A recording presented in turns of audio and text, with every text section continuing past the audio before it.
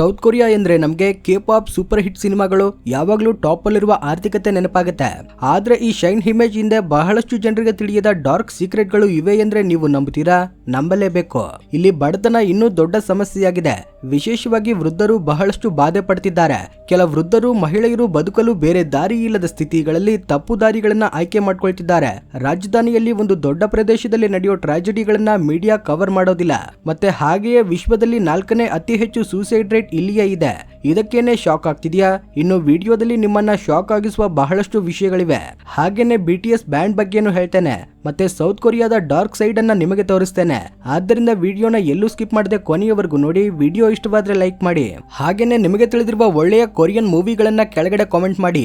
South Korea ಚಿಕ್ಕ ದೇಶವಾದ್ರೂ ಇದರ ಪ್ರಭಾವ ಬಹಳ ದೊಡ್ಡದು. ಇಲ್ಲಿ ಮಾಡರ್ನ್ ಸ್ಕೈ ಸ್ಕ್ರಾಪರ್ಗಳು, ಬೆಟ್ಟಗಳು ಒಟ್ಟಿಗೆ ಕಾಣಿಸುತ್ತವೆ. ಹಳೆಯ ಸಂಸ್ಕೃತಿ, ಹೊಸ ಸಂಸ್ಕೃತಿ ಒಂದಕ್ಕೊಂದು ಮಿಶ್ರಣವಾಗಿವೆ. ರಾಜಧಾನಿ ಸಿಯೋಲ್ ಅಲ್ಲಿ ಹಾನ್ ನದಿಯ ದಡದಲ್ಲಿ ಹಳೆಯ ದೇವಸ್ಥಾನಗಳು, ಫ್ಯೂಚರಿಸ್ಟಿಕ್ ಶಾಪಿಂಗ್ ಮಾಲ್ಗಳು ಇವೆ.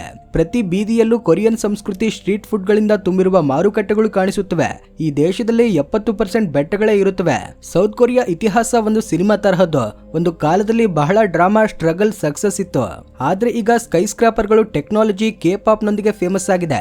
ಆದ್ರೆ ಇದರ ಜರ್ನಿ ನಾವು ಭಾವಿಸಿದಷ್ಟು ಸುಲಭವಲ್ಲ. 1910ರಿಂದ 1945ರವರೆಗೆ ಜಪಾನ್ ಕೊರಿಯಾವನ್ನ ಆಕ್ರಮಿಸಿಕೊಂಡಿತ್ತು. ಅವರು ನೈಸರ್ಗಿಕ ಸಂಪನ್ಮೂಲಗಳನ್ನ ಆಕ್ರಮಿಸಿಕೊಂಡರು. ಕೊರಿಯನ್ ಸಂಸ್ಕೃತಿಯನ್ನ ಬದಲಾಯಿಸಿದರು. ಕೊರಿಯನ್ನರು ಜಪಾನಿ ಭಾಷೆಯ ನಿಯಮಗಳನ್ನ ಅನುಸರಿಸಬೇಕಾಯಿತು. ಬಹಳಷ್ಟು ಜನರನ್ನ ಬಲವಂತವಾಗಿ ಕೆಲಸ ಮಾಡಿಸಿದರು. 2ನೇ ವಿಶ್ವ ಯುದ್ಧದ ನಂತರ ಸ್ವತಂತ್ರ ಬರುತ್ತೆ. ಆದ್ರೆ ಕೊರಿಯಾ ಎರಡಾಗಿ ವಿಭಜನೆಯಾಗುತ್ತೆ. ಕೋಲ್ಡ್ ವಾರ್ ಇಂದ ಕಮ್ಯುನಿಸ್ಟ್ ರಷ್ಯಾ ಬೆಂಬಲದೊಂದಿಗೆ ನಾರ್ತ್ ಕೊರಿಯಾ, ಅಮೆರಿಕ ಬೆಂಬಲದೊಂದಿಗೆ ಸೌತ್ ಕೊರಿಯಾ ವಿಭಜನೆಯಾಯಿತು. 1950ರಲ್ಲಿ ಕೊರಿಯಾ ಯುದ್ಧ ಆರಂಭವಾಗುತ್ತೆ. 1953ರಲ್ಲಿ ಯುದ್ಧ ಆರ್ಮಿಸ್ಟೀಸ್ ನೊಂದಿಗೆ ನಿಲ್ಲುತ್ತೆ. ಆರ್ಮಿಸ್ಟೀಸ್ ಎಂದ್ರೆ ಯುದ್ಧವನ್ನ ತಾತ್ಕಾಲಿಕವಾಗಿ ನಿಲ್ಲಿಸಬೇಕು ಎಂದು ಎರಡೂ ದೇಶಗಳು ಒಪ್ಪಿಕೊಂಡವು. ಆದ್ರೆ ಶಾಂತಿ ಒಪ್ಪಂದ ನಡೆಯಲಿಲ್ಲ. ಆದ್ದರಿಂದ ಈಗಿನವರೆಗೂ ಡಿಮಿಲಿಟರೈಸ್ಡ್ ಝೋನ್ ಎಂಬ ಸಪರೇಟ್ ಮಾಡುವ ಪ್ರದೇಶ ಎರಡೂ ದೇಶಗಳ ನಡುವೆ ಇದೆ. ನಂತರ ಸೌತ್ ಕೊರಿಯಾದ ಡೌನ್ ಆಗಿದ್ದ ಆರ್ಥಿಕತೆ ಸೂಪರ್ ಫಾಸ್ಟ್ ಆಗಿ ಗ್ರೋ ಆಗುತ್ತೆ. ಶಿಕ್ಷಣ, ರಸ್ತೆಗಳು, ಎಕ್ಸ್ಪೋರ್ಟ್ ಗಳಲ್ಲಿ ಇನ್ವೆಸ್ಟ್ ಮಾಡಿ ಈ ಆರ್ಥಿಕ ಅದ್ಭುತವನ್ನ ಸಾಧಿಸಿದರು. ಸ್ಯಾಮ್ಸಂಗ್, ಹ್ಯುಂಡೈ ತರಹ ಕಂಪನಿಗಳು ವಿಶ್ವದಲ್ಲಿ ಟಾಪ್ ಆಗುತ್ತವೆ. ಆದ್ರೆ ಈ ಮಾಡರ್ನ್ ಲುಕ್ ಹಿಂದೆ ಒಂದು ಡಾರ್ಕ್ ಸೈಡ್ ಕೂಡ ಇದೆ. ಅದನ್ನ ಈಗ ನೋಡೋಣ. ಸೌತ್ ಕೊರಿಯಾದಲ್ಲಿ ಪಾಪ್ಯುಲೇಷನ್ ವೇಗವಾಗಿ ಹಳೆಯದಾಗ್ತಿದೆ. 2030ರ ವೇಳೆಗೆ ಲೈಫ್ ಎಕ್ಸ್ಪೆಕ್ಟೆನ್ಸಿ 90 ವರ್ಷಗಳಾಗ್ತದೆ ಎಂದು ಅಂದಾಜು. ಇದು ಒಳ್ಳೆಯ ಸುದ್ದಿನೇ. ಆದ್ರೆ ಸಮಸ್ಯೆ ಏನಂದ್ರೆ ಸೌತ್ ಕೊರಿಯಾದಲ್ಲಿ ಬರ್ತ್ ರೇಟ್ ವಿಶ್ವದಲ್ಲೇ ಅತಿ ಕಡಿಮೆಯಾಗಿದೆ. ಯಾಕಂದ್ರೆ ಲಾಂಗ್ ವರ್ಕಿಂಗ್ ಅವರ್ಸ್, ಇನ್ಕ್ರೀಸ್ ಆಗದ ಸ್ಯಾಲರೀಸ್, ಖರ್ಚುಗಳು ಹೆಚ್ಚಾಗುವುದರಿಂದ ಯುವಕರು ಮಕ್ಕಳನ್ನ ಪಡೆಯಲು ಆಲೋಚಿಸುತ್ತಿದ್ದಾರೆ. ಇಷ್ಟೊಂದು ಕಾಂಪಿಟೇಟಿವ್ ಎನ್ವಿರಾನ್ಮೆಂಟ್ ನಲ್ಲಿ ಮಕ್ಕಳನ್ನ ಬೆಳೆಸುವುದು ಸುಲಭವಲ್ಲ. ಅಲ್ಲದೆ ಕೊರಿಯನ್ ಸ್ತ್ರೀಯರು ಕೂಡ ತಮ್ಮ ಇಷ್ಟಗಳು, ಆಲೋಚನೆಗಳನ್ನ ಬದಲಾಯಿಸಿಕೊಳ್ತಿದ್ದಾರೆ. ಈ ಸ್ಟ್ರೆಸ್ಫುಲ್ ಲೈಫ್ ನಿಂದ ಕೊರಿಯನ್ನರ ಮೆಂಟಲ್ ಹೆಲ್ತ್ ಪ್ರಾಬ್ಲಮ್ಗಳು ಹೆಚ್ಚಾಗುತ್ತಿವೆ. ಅಲ್ಲಿ ಮೆಂಟಲ್ ಹೆಲ್ತ್ ಬಗ್ಗೆ ಓಪನ್ ಆಗಿ ಯಾರೂ ಮಾತನಾಡೋದಿಲ್ಲ. ಯಾಕಂದ್ರೆ ಯಾರಿಗಾದ್ರೂ ಮೆಂಟಲ್ ಹೆಲ್ತ್ ಇಶ್ಯೂ ಇದ್ರೆ ಅವರನ್ನ ಸಿಂಪಲ್ ಆಗಿ ತಪ್ಪು ಎಂದು ಜಡ್ಜ್ ಮಾಡ್ತಾರೆ, ಕೀಳಾಗಿ ನೋಡ್ತಾರೆ. 2023ರಲ್ಲಿ ಬಂದ ರಿಪೋರ್ಟ್ ಪ್ರಕಾರ ಕೇವಲ 7% ಬಾಧಿತರು ಮಾತ್ರ ಡಾಕ್ಟರ್ ಬಳಿ ಹೋಗಿದ್ದಾರೆ. ಯುವಕರಲ್ಲಿ ಡಿಪ್ರೆಷನ್, ಆಂಗ್ಸೈಟಿ ತರಹದ ಸಮಸ್ಯೆಗಳು ಬಹಳ ಹೆಚ್ಚಾಗಿವೆ. ಸೌತ್ ಕೊರಿಯಾದಲ್ಲಿ ವರ್ಕ್ ಕಲ್ಚರ್ ಸೂಪರ್ ಟಫ್ ಆಗಿರುತ್ತೆ. ಜನರು ವರ್ಷಕ್ಕೆ ಸರಾಸರಿ 1900 ಗಂಟೆಗಳಿಗಿಂತ ಹೆಚ್ಚು ಕೆಲಸ ಮಾಡ್ತಾರೆ. ಇದು ಬಹಳಷ್ಟು ದೇಶಗಳಿಗಿಂತ ತುಂಬಾ ಹೆಚ್ಚು. ಲಾಂಗ್ ವರ್ಕಿಂಗ್ ಅವರ್ಸ್ ಇಂದ ಪ್ರೆಷರ್, ಬರ್ನ್ಔಟ್, ಹೆಲ್ತ್ ಇಶ್ಯೂಸ್ ಬರುತ್ತಿವೆ. ಯುವಕರಿಗೆ ಲೈಫ್ ಎಂಜಾಯ್ ಮಾಡಲು ಟೈಮ್ ಸಿಗುತ್ತಿಲ್ಲ. ಆದ್ದರಿಂದ ಫ್ಯಾಮಿಲಿ ಸ್ಟಾರ್ಟ್ ಮಾಡಲು ಆಲೋಚಿಸುತ್ತಿದ್ದಾರೆ. ಏಷಿಯನ್ ಕಲ್ಚರ್ ಅಲ್ಲಿ ಮಹಿಳೆಯರನ್ನ ಸೈಲೆಂಟ್ ಆಗಿರಿಸುತ್ತಾರೆ. ಈಗ ಸ್ವಲ್ಪ ಬದಲಾವಣೆಯಾದರೂ ಇನ್ನೂ ಸೆಕ್ಸಿಸಂ ಇದೆ. ಉದಾಹರಣೆಗೆ ಚೀನಾದಲ್ಲಿ ಕೆಲ ಪೇರೆಂಟ್ಸ್ ತಮ್ಮ ಹುಡುಗಿಯರನ್ನ ಮ್ಯಾರೇಜ್ ಮಾರ್ಕೆಟ್ ಅಲ್ಲಿ ಅಡ್ವರ್ಟೈಸ್ ಮಾಡ್ತಾರೆ. ಮದುವೆಗಾಗಿ ಹುಡುಗಿಯರಿಗೆ ತರಬೇತಿ ನೀಡುವ ಕ್ಲಾಸ್ಗಳು ಇವೆ. ಮಹಿಳೆಯರು ಸೆಕ್ಸಿಸಂ ಮತ್ತೆ ಸೆಕ್ಸುವಲ್ ಟಾರ್ಚರ್ ಎದುರಿಸುತ್ತಿದ್ದಾರೆ. ಬಹಳಷ್ಟು ಹುಡುಗಿಯರನ್ನ ಒಂದು ಸೆಕ್ಸ್ ಸ್ಲೇವ್ ಆಗಿ ಭಾವಿಸ್ತಾರೆ. ಆದ್ರೆ ಈಗ ನಿಧಾನವಾಗಿ ಬದಲಾವಣೆಯಾಗ್ತಿದೆ. ಕೆಲ ಹುಡುಗಿಯರು ಲೋಕಲ್ ಬಾಯ್ಸ್ ನೊಂದಿಗೆ ರಿಲೇಶನ್ಶಿಪ್ಗೆ ಆಸಕ್ತಿ ತೋರಿಸುತ್ತಿಲ್ಲ. ಒಂದು ಮೂವ್ಮೆಂಟ್ ಕೂಡ ಸ್ಟಾರ್ಟ್ ಆಗಿದೆ. ಹೆಸರು 4B ಅಂದ್ರೆ ಡೇಟಿಂಗ್ ಮಾಡಬೇಡ, ಇಂಟಿಮೇಟ್ ರಿಲೇಶನ್ಶಿಪ್ಗಳು ಬೇಡ, ಮದುವೆ ಮಾಡಿಕೊಳ್ಳಬೇಡ, ಮಕ್ಕಳನ್ನ ಪಡೆಯಬೇಡ ಎಂದು. ಕೆ-ಡ್ರಾಮಾಗಳಲ್ಲಿ ಕೊರಿಯನ್ ಬಾಯ್ಸ್ ಪರ್ಫೆಕ್ಟ್ ಪ್ರಿನ್ಸ್ ತರ ಕಾಣಿಸ್ತಾರೆ, ಕ್ಯೂಟ್, ರೊಮ್ಯಾಂಟಿಕ್, ಕೇರಿಂಗ್. ಆದ್ರೆ ಬಹಳಷ್ಟು ಕೊರಿಯನ್ ಸ್ತ್ರೀಯರು ಹೇಳುವುದು ಏನಂದ್ರೆ ರಿಯಲ್ ಲೈಫ್ ಹಾಗಿರಲ್ಲವಂತೆ. ಒಂದು ಸರ್ವೆಯಲ್ಲಿ ಗೊತ್ತಾಗಿದ್ದು 65% ಹುಡುಗಿಯರು ಮ್ಯಾರೇಜ್ ಅಥವಾ ಮಕ್ಕಳು ಬೇಡ ಎಂದುಕೊಳ್ತಾರೆ. ಯಾಕಂದ್ರೆ ಡೊಮೆಸ್ಟಿಕ್ ವೈಲೆನ್ಸ್ ರೇಟ್ ಬಹಳ ಹೆಚ್ಚಾಗಿದೆ. ಮ್ಯಾರೇಜ್ ಅಂದ್ರೆ ಕೆಲವರಿಗೆ ದೊಡ್ಡ ಪ್ರಾಬ್ಲಮ್ ಗಳನ್ನ ತಂದುಕೊಂಡಂತೆ ಫೀಲ್ ಆಗ್ತಿದೆ. ಇಂತಹ ಮೈಂಡ್ ಸೆಟ್ ಗಳಿಂದಲೇ ಹುಡುಗಿಯರು ಮ್ಯಾರೇಜ್ ಗಳಿಗೆ ದೂರವಾಗಿರ್ತಾರೆ. ಇದರ ರಿಸಲ್ಟ್ ಮ್ಯಾರೇಜ್ ರೇಟ್ ಡೌನ್ ಆಗಿದೆ, ಬರ್ತ್ ರೇಟ್ ಬಹುತೇಕ 0 ಆಗಿದೆ, ಫ್ಯಾಮಿಲಿ ಆಲೋಚನೆಗೆ ಇಂಟ್ರೆಸ್ಟ್ ಇಲ್ಲದ ಜನರೇಷನ್ ಬಂದಿದೆ. ಸೌತ್ ಕೊರಿಯಾದಲ್ಲಿ ಎಜುಕೇಶನ್ ಸಿಸ್ಟಮ್ ಬಹಳ ಕಾಂಪಿಟೇಟಿವ್ ಆಗಿರುತ್ತೆ. ಎಂಟ್ರೆನ್ಸ್ ಎಕ್ಸಾಮ್ಗಳು, ಪ್ರೈವೇಟ್ ಟ್ಯೂಷನ್ ಗಳಿಂದ ಸ್ಟೂಡೆಂಟ್ಸ್ ಸಾಕಷ್ಟು ಒತ್ತಡ ಎದುರಿಸುತ್ತಾರೆ. 2020ರಲ್ಲಿ ಒಂದು ಸಾಮಾನ್ಯ ಕುಟುಂಬ ತಮ್ಮ ಆದಾಯದಲ್ಲಿ 9% ಅನ್ನ ಎಜುಕೇಶನ್ಗೆ ಖರ್ಚು ಮಾಡ್ತಿದೆ. ಶ್ರೀಮಂತ ಕುಟುಂಬಗಳು ಒಳ್ಳೆ ಆಯ್ಕೆಗಳನ್ನ ಪಡೆಯುತ್ತವೆ, ಆದ್ರೆ ಬಡ ವಿದ್ಯಾರ್ಥಿಗಳು ಸಾಲದಲ್ಲಿ ಬೀಳ್ತಾರೆ. ಈ ಪ್ರೆಷರ್ ಮೆಂಟಲ್ ಹೆಲ್ತ್ ಇಶ್ಯೂ ಅನ್ನ ಇನ್ನಷ್ಟು ಹದಗೆಡಿಸುತ್ತೆ. ಸೌತ್ ಕೊರಿಯಾ ಟೆಕ್ನಾಲಜಿ ಎಕನಾಮಿಯಲ್ಲಿ ಸೂಪರ್ ಸಕ್ಸಸ್ ಆಗಿದೆ, ಆದ್ರೂ ಅದರ ಹಿಂದೆ ಒಂದು ಸೀರಿಯಸ್ ರಿಯಾಲಿಟಿ ಇದೆ. United Nations human development index ಅಲ್ಲಿ ಸೌತ್ ಕೊರಿಯಾ 23ನೇ ರ್ಯಾಂಕ್ ಅಲ್ಲಿದೆ. ಅಂದ್ರೆ ಇಟಲಿ, ಫ್ರಾನ್ಸ್ ಗಿಂತಲೂ ಮುಂದೆ ಇದೆ. ಆದ್ರೂ 16% ಗಿಂತ ಹೆಚ್ಚು ಜನರು ಬಡತನದಲ್ಲಿದ್ದಾರೆ. Parasite cinema, squid game series ಇವೆಲ್ಲ ಸೌತ್ ಕೊರಿಯಾದಲ್ಲಿರುವ ಬಡತನ ಮತ್ತೆ ಕ್ಲಾಸ್ ಡಿಫರೆನ್ಸ್ ಅನ್ನ ಚೆನ್ನಾಗಿ ತೋರಿಸಿವೆ. ಪ್ಯಾರಸೈಟ್ ಸಿನಿಮಾದಲ್ಲಿ ತೋರಿಸಿದ ಬಂಜಿಹಾ ಎಂದರೆ ಬೇಸ್ಮೆಂಟ್ ಹೌಸ್ಗಳು ನಿಜವಾಗಿಯೂ ಇವೆ.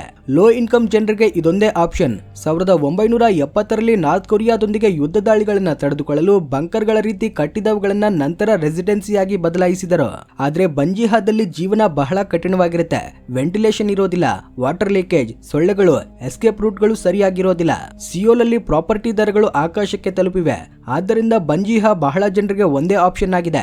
2020ರಲ್ಲಿ ಸಿಯೋಲ್ ಅಲ್ಲಿ 100 ವರ್ಷಗಳಲ್ಲಿ ಎಂದೂ ಬೀಳದಷ್ಟು ಭಾರಿ ಮಳೆ ಬೀಳುತ್ತೆ. ಆದ್ದರಿಂದ ಹಾನ್ ನದಿ ತುಂಬಿ ಸೌತ್ ಸೈಡ್ ಏರಿಯಾಗಳಲ್ಲಿ ಪ್ರವಾಹಗಳು ಬರುತ್ತವೆ. ಬಂಜಿಹಾದಲ್ಲಿದ್ದವರು ಹೊರಗೆ ಬರಲಾರದೆ ಪ್ರಾಣ ಕಳೆದುಕೊಂಡರು. ಇಷ್ಟು ಡೇಂಜರ್ ಇದ್ದರೂ ಕೆಲವರಿಗೆ ಬಂಜಿಹಾ ಕೂಡ ದುಬಾರಿ ಆಗ್ತಿದೆ. ಸಿಯೋಲ್ ಅಲ್ಲಿ ಹೌಸಿಂಗ್ ಪ್ರಾಬ್ಲಮ್ ಇನ್ನೂ ದೊಡ್ಡ ಸಮಸ್ಯೆ. 2015ರಿಂದ 22ರವರೆಗೆ ಅಪಾರ್ಟ್ಮೆಂಟ್ ಪ್ರೈಸ್ ಗಳು 80% ಹೆಚ್ಚಾಗಿವೆ. ಯುವಕರು ಮನೆ ಖರೀದಿಸಲಾರರು, ರೆಂಟ್ ಕೂಡ ಬಹಳ ಹೆಚ್ಚು. ಬಹಳಷ್ಟು ಜನರು ಶೇರ್ಡ್ ಹೌಸ್ಗಳು ಅಥವಾ ಚಿಕ್ಕ ರೂಮ್ಗಳಲ್ಲಿ ಇರ್ತಾರೆ. ಇಂಟರ್ನೆಟ್ ಅಲ್ಲಿ ಸ್ಲಮ್ ಫೋಟೋಗಳನ್ನ ನೀವು ನೋಡಿರಬಹುದು. ನಿಮ್ಮಲ್ಲಿ ಕೆಲವರಿಗೆ ಬ್ರೆಜಿಲ್ನ ಫವೇಲಾ ತರದ್ದು ನೆನಪಾಗಿರಬಹುದು. ಆದ್ರೆ ಅಂತಹ ಸ್ಲಮ್ಗಳು ವಿಶ್ವದಲ್ಲೇ 12ನೇ ಅತಿ ದೊಡ್ಡ ಎಕಾನಮಿಯಾದ ಸೌತ್ ಕೊರಿಯಾದಲ್ಲೂ ಇವೆ. ಗಮಿನ್ ಎಂಬ ಏರಿಯಾ ಇದಕ್ಕೆ ಒಂದು ಉದಾಹರಣೆ. ಕೊರಿಯನ್ ಯುದ್ಧದ ನಂತರ ಏನೂ ಇಲ್ಲದವರಿಗೆ ಸರ್ಕಾರ ಈ ಪ್ರದೇಶವನ್ನ ಕೊಟ್ಟಿತ್ತು. ಅವರು ಅಲ್ಲಿ ಬೆಟ್ಟಗಳ ಮೇಲೆ ಟೆಂಪರರಿ ಮನೆಗಳನ್ನ ಕಟ್ಟಿಕೊಂಡರು. ನಂತರ ಗಮಿನ್ ಏರಿಯಾವನ್ನ ಸ್ವಲ್ಪ ರಿವೈಟಲೈಸ್ ಮಾಡಿದರು. ಆರ್ಟಿಸ್ಟ್ಗಳು ಮನೆಗಳನ್ನ ಕಲರ್ಫುಲ್ ಆಗಿ ಪೇಂಟ್ ಮಾಡಿದರು, ಚೆನ್ನಾಗಿ ಸ್ಟ್ರಕ್ಚರ್ ಗಳನ್ನ ಹಾಕಿದರು. ಈಗ ಟೂರಿಸ್ಟ್ ಗಳು ಫೋಟೋ ತೆಗೆದುಕೊಳ್ಳಲು ಇಲ್ಲಿಗೆ ಬರ್ತಿದ್ದಾರೆ. ಆದ್ರೆ ಸಿಯೋಲ್ ನ ಸೆಂಟರ್ ಅಲ್ಲಿ ಇನ್ನೊಂದು ಸ್ಲಮ್ ಕೂಡ ಇದೆ. ಸೌತ್ ಕೊರಿಯಾದಲ್ಲಿ ಸ್ಲಮ್ ಗಳಲ್ಲಿ ಇರುವವರೊಂದಿಗೆ ಮೈಗ್ರೇಟ್ ವರ್ಗರ್ಗಳು ಮತ್ತೆ LGBTQ ಜನರು ಕೂಡ ಬಹಳ ಡಿಸ್ಕ್ರಿಮಿನೇಷನ್ ಎದುರಿಸುತ್ತಿದ್ದಾರೆ. 2012ರಲ್ಲಿ ಬಂದ ಓಪನ್ ಗಂಗ್ನಮ್ ಸ್ಟೈಲ್ ಸಾಂಗ್ ಕೇಳಿದ್ದೀರಾ? ಈ ಸಾಂಗ್ ಸಿಯೋಲ್ ನ ಗಂಗ್ನಮ್ ಎಂಬ ರಿಚ್ ಏರಿಯಾವನ್ನ ವರ್ಲ್ಡ್ ವೈಡ್ ಫೇಮಸ್ ಮಾಡಿತ್ತು. ಗಂಗ್ನಮ್ ನಲ್ಲಿ ಸ್ಕೈ ಸ್ಕ್ರಾಪರ್ಗಳು, ಡಿಸೈನರ್ ಸ್ಟೋರ್ಗಳು, ಕೂಲ್ ಬಾರ್ಗಳು ಇರುತ್ತವೆ. ಆದ್ರೆ ಅಲ್ಲಿಂದ ಕೇವಲ 5 ಕಿಲೋಮೀಟರ್ ದೂರದಲ್ಲೇ ಟೋಟಲ್ ಡಿಫರೆಂಟ್ ವರ್ಲ್ಡ್ ಇದೆ. ಬಡತನ ರಿಯಲ್ ಆಗಿ ಕಾಣಿಸುತ್ತೆ. ಕಲ್ಲಿನ ಗೋಡೆಗಳು, ಮರಗಳ ಹಿಂದೆ ಅಡಗಿರುವ ಚಿಕ್ಕ ಮನೆಗಳು ಕಾಣಿಸುತ್ತವೆ. ಇವು ತಗಡು, ಕಟ್ಟಿಗೆ, ಬಟ್ಟೆಗಳಿಂದ ಕಟ್ಟಿರುತ್ತಾರೆ. ಇಲ್ಲಿ ಸುಮಾರು 3000 ಜನರು ವಾಸವಿರ್ತಾರೆ. ಸೌತ್ ಕೊರಿಯಾ ಎಕಾನಮಿ ಬೂಮ್ ಆದ್ರೂ ಇವರ ಜೀವನ ಬದಲಾಗಿಲ್ಲ. ಈ ಏರಿಯಾ ಸಿಯೋಲ್ ಅಲ್ಲೇ ರಿಚೆಸ್ಟ್ ಏರಿಯಾದಲ್ಲಿದೆ. ಆದ್ರೆ ಇಲ್ಲಿ ಲಕ್ಸುರಿ ಎಂಬುದು ಅವರ ಊಹೆಯಲ್ಲೂ ಇಲ್ಲ. ಬಹಳಷ್ಟು ಮನೆಗಳಲ್ಲಿ ಬಾತ್ರೂಮ್ಗಳು ಮತ್ತು ಹೀಟರ್ಗಳೇ ಇರೋದಿಲ್ಲ. ಚಳಿಗಾಲದಲ್ಲಿ ಇಲ್ಲಿ ಜೀವಿಸುವುದು ಬಹಳ ಕಷ್ಟ. ಈಗ ಈ ಜನರು ಕಸ ಕಲೆಕ್ಟ್ ಮಾಡುವುದು, ಚಿಕ್ಕ ಚಿಕ್ಕ ಜಾಬ್ಗಳೊಂದಿಗೆ ಜೀವನ ಸಾಗಿಸುತ್ತಿದ್ದಾರೆ. ಸಮಾಜದಲ್ಲಿ ಬಡವರನ್ನ ನಾಯಿಗಿಂತ ಕೀಳಾಗಿ ನೋಡ್ತಾರೆ. ಯಾರು ಕೇರ್ ಮಾಡೋದಿಲ್ಲ. ಸ್ಲಮ್ಗಳಲ್ಲಿ ಇರುವುದು ಎಂದ್ರೆ ಅಲ್ಲಿ ಅವರು ಫೇಲ್ಯೂರ್ ಎಂದು ಮುದ್ರೆ ಹಾಕ್ತಾರೆ. ಗ್ಯಾಂಗ್ನಮ್ ಸ್ಲಮ್ ಮತ್ತೆ ಕ್ಲೂರಾಂಗ್ ಸ್ಲಮ್ ಅನ್ನ ಕ್ಲಿಯರ್ ಮಾಡಲು ಅಥಾರಿಟೀಸ್ ಬಹಳ ಪ್ರಯತ್ನಿಸಿದರು. ಪೊಲೀಸರು ಪೋಸ್ಟರ್ ಗಳನ್ನ ಹಾಕಿದರು, ಖಾಲಿ ಮನೆಗಳನ್ನ ಡಿಮಾಲಿಷ್ ಮಾಡಿದರು. 2012ರಲ್ಲಿ ಗಂಗ್ನಮ್ ಸ್ಟೈಲ್ ಗ್ಲೋಬಲ್ ಹಿಟ್ ಆಗಿದ್ದರಿಂದ ಈ ಸ್ಲಮ್ ಬಡತನ ಪ್ರಪಂಚದ ಮುಂದೆ ಬಂದಿತ್ತು. ಅಥಾರಿಟೀಸ್ಗೆ ಇದು ಬಹಳ ಮುಜುಗರ ಉಂಟು ಮಾಡುತ್ತೆ. ತಕ್ಷಣವೇ ಖಾಲಿ ಮಾಡಿಸುವ ಪ್ರಾಜೆಕ್ಟ್ಗಳು ಸ್ಟಾರ್ಟ್ ಆದವು. ಆದ್ರೆ ದಶಕಗಳಿಂದ ಅಲ್ಲಿಯೇ ಇದ್ದ ಪ್ರಜೆಗಳು ತಮ್ಮ ಹಕ್ಕುಗಳಿಗಾಗಿ ಫೈಟ್ ಮಾಡಿದರು. ಆದ್ದರಿಂದ ಇಂದಿಗೂ ಅಲ್ಲಿ ಕೆಲವರು ಬದುಕುತ್ತಿದ್ದಾರೆ. ಸೂಸೈಡ್ ರೇಟ್ ಡೆವಲಪ್ಡ್ ಕಂಟ್ರೀಸ್ ನೊಂದಿಗೆ ಹೋಲಿಸಿದ್ರೆ ಸೌತ್ ಕೊರಿಯಾ ಟಾಪ್ ಅಲ್ಲಿದೆ. 2021ರ ಡೇಟಾ ಪ್ರಕಾರ ಲಕ್ಷದಲ್ಲಿ 26 ಜನರು ಆತ್ಮಹತ್ಯೆ ಮಾಡಿಕೊಳ್ತಿದ್ದಾರೆ. 50 ಮಿಲಿಯನ್ ಪಾಪ್ಯುಲೇಷನ್ ಇರುವ ದೇಶದಲ್ಲಿ ವರ್ಷಕ್ಕೆ ಸುಮಾರು 14,000 ಆತ್ಮಹತ್ಯೆಗಳು. ಈ ಸಂಖ್ಯೆ ಇನ್ನೂ ಹೆಚ್ಚಾಗ್ತಿದೆ. ಯುವ ಜನತೆಯಲ್ಲಿ ಆತ್ಮಹತ್ಯೆಗಳು ಹೆಚ್ಚಾಗುತ್ತಿವೆ. 20ರ ಹರೆಯದವರಲ್ಲಿ ಅರ್ಧದಷ್ಟು ಮರಣಗಳು ಆತ್ಮಹತ್ಯೆಯಿಂದಲೇ ಜರುಗುತ್ತಿವೆ. ಯಾಕಂದ್ರೆ ಸೊಸೈಟಿಯಲ್ಲಿ ಸಕ್ಸಸ್ ಗಾಗಿ ಭಾರಿ ಪ್ರೆಷರ್, ಲೋನ್ಲಿನೆಸ್, ಡಿಪ್ರೆಷನ್ ತರಹದ್ದು ಸೂಸೈಡ್ ಥಾಟ್ ಗಳನ್ನ ಹೆಚ್ಚಿಸುತ್ತಿವೆ. ವಿಶೇಷವಾಗಿ ವೃದ್ಧರು ಹೆಚ್ಚು ಎಫೆಕ್ಟ್ ಆಗುತ್ತಿದ್ದಾರೆ. ಸಿಯೋಲ್ನ ಜಾಂಗ್ಮೋ ಪಾರ್ಕ್ ನಲ್ಲಿ ಪ್ರತಿದಿನ 50ರಿಂದ 70 ವರ್ಷ ವಯಸ್ಸಿನ 400 ಮಹಿಳೆಯರು ಹಣಕ್ಕಾಗಿ ತಪ್ಪು ದಾರಿಗಳನ್ನ ಆಯ್ಕೆ ಮಾಡ್ಕೊಳ್ತಿದ್ದಾರೆ. ತಪ್ಪು ದಾರಿಗಳು ಎಂದ್ರೆ ನೀವೇ ಅರ್ಥ ಮಾಡಿಕೊಳ್ಳಿ. ಬಹಳಷ್ಟು ಜನರು ಹಣ ಇಲ್ಲದೆ, ಆಪ್ಷನ್ ಇಲ್ಲದೆ ಆತ್ಮಹತ್ಯೆ ಮಾಡಿಕೊಳ್ತಿದ್ದಾರೆ. ಯಂಗ್ ಜನರೇಷನ್ ಪೇರೆಂಟ್ಸ್ ಅನ್ನ ಕೇರ್ ಮಾಡಲಾಗದೆ ಹೋಗ್ತಿದೆ. ಗವರ್ನಮೆಂಟ್ ಸಪೋರ್ಟ್ ಸರಿ ಹೋಗುತ್ತಿಲ್ಲ. ಸುಮಾರು 50% ವೃದ್ಧರು ಬಡತನದಲ್ಲಿದ್ದಾರೆ. 70% ಪೆನ್ಷನರ್ ಗಳಿಗೆ ಆವರೇಜ್ ಸ್ಯಾಲರಿಯಲ್ಲಿ ಕೇವಲ 5% ಮಾತ್ರ ಬರ್ತದೆ. ಸೌತ್ ಕೊರಿಯಾದಲ್ಲಿ air pollution, urban over crowding ಕೂಡ ದೊಡ್ಡ ಪ್ರಾಬ್ಲಮ್ ಗಳಾಗಿ ಮಾರ್ಪಟ್ಟಿವೆ. ಯುವಕರು ಜಾಬ್ ಪ್ರಾಬ್ಲಮ್ ಗಳನ್ನ ಎದುರಿಸುತ್ತಿದ್ದಾರೆ. 2023ರಲ್ಲಿ ಅನ್ಎಂಪ್ಲಾಯ್ಮೆಂಟ್ ರೇಟ್ 6.9% ಆಗಿತ್ತು. ಇನ್ನು ಕೆಪಾಪ್ ಕಲ್ಚರ್ ಬಗ್ಗೆ ಮಾತನಾಡಬೇಕಾದ್ರೆ ಕೆ-ಪಾಪ್ ವರ್ಲ್ಡ್ ಗ್ಲೋಬಲ್ ಆಗಿ ಸೂಪರ್ ಫೇಮಸ್ ಆಗಿದೆ. ಆದ್ರೆ ಅದರ ಹಿಂದೆ ಡಾರ್ಕ್ ಸೈಡ್ ಕೂಡ ಇದೆ. ಕೆಲ ಕೆ-ಪಾಪ್ ಸ್ಟಾರ್ಗಳು ಇಲ್ಲಿಗಲ್ ಆಕ್ಟಿವಿಟೀಸ್ ಅಲ್ಲಿ ಇನ್ವಾಲ್ವ್ ಆಗಿದ್ದಾರೆ. ಇದು ಮೀಡಿಯಾದಲ್ಲಿ ಬಿಗ್ ಕಾಂಟ್ರವರ್ಸಿ ಆಗಿತ್ತು. ಸೌತ್ ಕೊರಿಯಾದಲ್ಲಿ ಡ್ರಗ್ಸ್ ಎಂದ್ರೆ ಸೀರಿಯಸ್ ಕ್ರೈಮ್. 2011ರಿಂದ ಪ್ರೊಪೋಫೋಲ್ ಎಂಬ ಡ್ರಗ್ ಕಂಟ್ರೋಲ್ಡ್ ಸಬ್ಸ್ಟೆನ್ಸ್ ಆಗಿದೆ. ಕೆಲ ಕೆ-ಪಾಪ್ ಸ್ಟಾರ್ಗಳು ಈ ಡ್ರಗ್ ಅನ್ನ ಯೂಸ್ ಮಾಡಿದ್ದಾರೆ ಎಂಬ ಆರೋಪಗಳು ಬಂದಿವೆ. ಉದಾಹರಣೆಗೆ 2021ರಲ್ಲಿ ಬ್ರೌನ್ ಐಡ್ ಗರ್ಲ್ಸ್ ಮೆಂಬರ್ ಕೈನ್ ಕೆ ಮಿಲ್ಕ್ ಶಾಟ್ ಯೂಸ್ ಮಾಡಿದ್ದಕ್ಕೆ ಫೈನ್ ವಿಧಿಸಿದರು. 2019ರಲ್ಲಿ ಐಕಾನ್ ಮೆಂಬರ್ BI ಗಾಂಜಾ ಯೂಸ್ ಮಾಡಿದ್ದಾರೆ ಎಂಬ ಆರೋಪಗಳಿಂದ ಗ್ರೂಪ್ ಅನ್ನ ಬಿಟ್ಟರು. ಇಂತಹ ಕೇಸ್ಗಳು ಕೆ-ಪಾಪ್ ಇಂಡಸ್ಟ್ರಿಯಲ್ಲಿ ಶಾಕ್ ಕ್ರಿಯೇಟ್ ಮಾಡಿವೆ. ಯಾಕಂದ್ರೆ ಫ್ಯಾನ್ಸ್ಗಳು ತಮ್ಮ ಐಡಲ್ ಗಳನ್ನ ಬಹಳ ಪರ್ಫೆಕ್ಟ್ ಎಂದು ಭಾವಿಸ್ತಾರೆ. ಯಾವಾಗ್ಲೂ ಪರ್ಫೆಕ್ಟ್ ಆಗಿ ಕಾಣಬೇಕು, ಸ್ಟ್ರಿಕ್ಟ್ ರೂಲ್ ಗಳನ್ನ ಫಾಲೋ ಮಾಡಬೇಕು, ಫ್ಯಾನ್ ಗಳ ಎಕ್ಸ್ಪೆಕ್ಟೇಷನ್ ಗಳನ್ನ ತೀರಿಸಬೇಕು. ಇವೆಲ್ಲ ಅವರನ್ನ ತಪ್ಪು ದಾರಿಗಳಿಗೆ ನಡೆಸುತ್ತಿವೆ. BTS ಬಾಯ್ಸ್ ಕೆ-ಪಾಪ್ ಅನ್ನ ವರ್ಲ್ಡ್ ವೈಡ್ ಆಗಿ ಸೆನ್ಸೇಷನ್ ಆಗಿ ಮಾರ್ಪಡಿಸಿದ ಗ್ರೂಪ್ ಇದು. RM, Jin, Suga, J-Hope, Jimin, V, Jungkook ಈ 7 ಜನರು 2013ರಲ್ಲಿ ಡೆಬ್ಯೂಟ್ ಮಾಡಿ ಗ್ಲೋಬಲ್ ಫ್ಯಾನ್ ಬೇಸ್ ನೊಂದಿಗೆ ಸೂಪರ್ ಸ್ಟಾರ್ ಗಳಾದ್ರು. ಅವರ ಸಾಂಗ್ ಗಳು like Dynamite, Butter, Blood, sweat and tears billion stream ಗಳನ್ನ ಕಲೆಕ್ಟ್ ಮಾಡಿವೆ. BTS ಸೌತ್ ಕೊರಿಯಾ ಎಕನಾಮಿಗೂ ಬಹಳ ದೊಡ್ಡ ಕಾಂಟ್ರಿಬ್ಯೂಷನ್ ಮಾಡಿದೆ. ಟೂರಿಸಂ, ಮರ್ಚೆಂಡೈಸ್ ಮೂಲಕ $1 ಬಿಲಿಯನ್ ಗಳನ್ನ ಜನರೇಟ್ ಮಾಡಿದೆ. 2023ರಲ್ಲಿ ಒಂದು ರಿಪೋರ್ಟ್ ಪ್ರಕಾರ BTS ಇಂದ ಸೌತ್ ಕೊರಿಯಾ GDPಗೆ 3.6% ಕಾಂಟ್ರಿಬ್ಯೂಷನ್ ಬಂದಿದೆ. ಆದ್ರೆ BTS ಕೂಡ ಕಾಂಟ್ರವರ್ಸಿಗಳಿಂದ ಎಸ್ಕೇಪ್ ಆಗಲಿಲ್ಲ. ಅವರ ಫೇಮ್ ನಿಂದ ಬಹಳ ರೂಮರ್ಗಳು, ಆರೋಪಗಳು ಬಂದಿವೆ. BTS ಮೆಂಬರ್ಗಳ ಮೇಲೆ ಡೈರೆಕ್ಟ್ ಆಗಿ ಇಲ್ಲಿಗಲ್ ಆಕ್ಟಿವಿಟೀಸ್ಗೆ ಸಂಬಂಧಿಸಿದ ಯಾವುದೇ ಕನ್ಫರ್ಮೇಷನ್ ಕೇಸ್ಗಳಿಲ್ಲ. ಆದ್ರೆ ಕೆಲವು ಆರೋಪಗಳು, ರೂಮರ್ಗಳು ಮೀಡಿಯಾ ಮತ್ತೆ ಸೋಷಿಯಲ್ ಮೀಡಿಯಾದಲ್ಲಿ ಸರ್ಕ್ಯುಲೇಟ್ ಆಗಿವೆ. ಈ ಡಾರ್ಕ್ ಸೈಡ್ ಇರುವ ಸೌತ್ ಕೊರಿಯಾ ಬೆಟರ್ ಫ್ಯೂಚರ್ಗಾಗಿ ಫೈಟ್ ಮಾಡ್ತಿದೆ. ಸರ್ಕಾರ ಬರ್ತ್ ರೇಟ್ ಹೆಚ್ಚಿಸಲು ಸಬ್ಸಿಡೀಸ್, ಪೇರೆಂಟ್ ಲೀವ್ ಗಳ ತರಹ ಪಾಲಿಸೀಸ್ ತರುತ್ತಿದೆ. 2023ರಲ್ಲಿ ವೆಲ್ಫೇರ್ ಬಜೆಟ್ 15% ಹೆಚ್ಚಾಗಿದೆ. ವೃದ್ಧರಿಗೆ ಬೆಟರ್ ಪೆನ್ಷನ್, ಹೆಲ್ತ್ ಕೇರ್ ನೀಡಲು ಟ್ರೈ ಮಾಡ್ತಿದೆ. ಮೆಂಟಲ್ ಹೆಲ್ತ್ ಅವೇರ್ನೆಸ್ ಗಾಗಿ ಕ್ಯಾಂಪೇನ್ ಸ್ಟಾರ್ಟ್ ಆಗಿವೆ. ಸೂಸೈಡ್ ಪ್ರಿವೆನ್ಷನ್ ಹೆಲ್ಪ್ ಲೈನ್ ಗಳು ಹೆಚ್ಚಾಗಿವೆ.